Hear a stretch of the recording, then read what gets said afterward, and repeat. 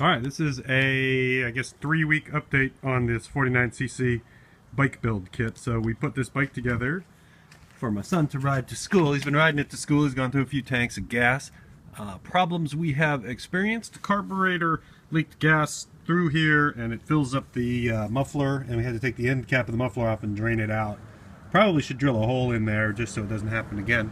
The exhaust manifold has blown out. I tried to Permatex it and that blew out too, so you can see it's blowing oil all over. It sounds really cool. Sounds rough and tough because of the extra noise coming out of there and oil and whatnot. The cap here is loose, generally loose. We squeezed it with pliers, and we were able to, by squeezing it with pliers, get a tighter fit there, and that made it run a little better. This chain tensioner is horrible. There are actually people who sell chain tensioners on the internet that have a spring-loaded device. So I'd recommend spending the money on one of those. We need to do that, I think, because it keeps this nut has come off, and we've lost the little wheel there that it runs on. It gets whacked side to side, and just generally just a miserable design there. So that's been a maintenance issue. We've started carrying a toolkit. The kids have learned a whole lot about bicycle maintenance, which is the ultimate goal of this, was so they get a little bit of education. The first night when we put it together, we had got to run it up and down the block, and then the throttle cable broke. The little knob on the end of the throttle cable came out. Shut up, birds. Oh, what are those?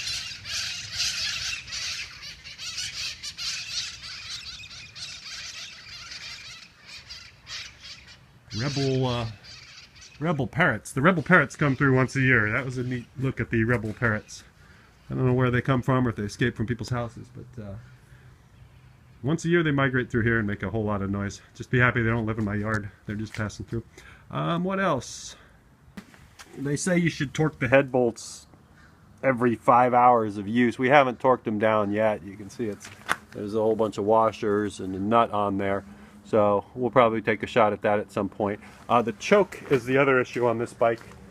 So you lift it up to turn on the choke, and if you buy the same kit and your carburetor looks like that, what happens is when you're running the choke, you'll turn the choke off like that, but gravitationally it'll want to come back up from the vibration.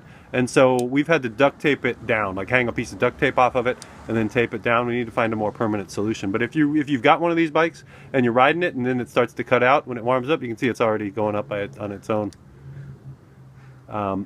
Check your choke, because your choke is going to turn itself back on and starve yourself of air, and you're going to be running too rich and it'll bog down.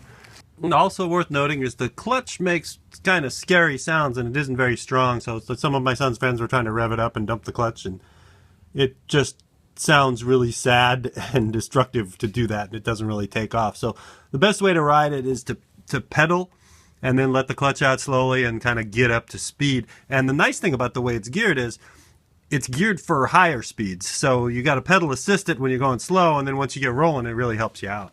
So I'd recommend you go easy on the clutch, because it doesn't sound like it can take much pounding. Help it out with the pedals, and then when you get rolling, let it do the job. And that's it so far. So for a couple of weeks, all of that going on. Tremendous educational opportunity. Kids learn to appreciate things. Would have been a whole lot easier if we built an electric bike, but you can't build an electric bike for $100. Those kits cost a couple hundred, and then you got to buy a battery for a couple hundred more. So we should put that motor in it, though. Maybe that'll be the next kit.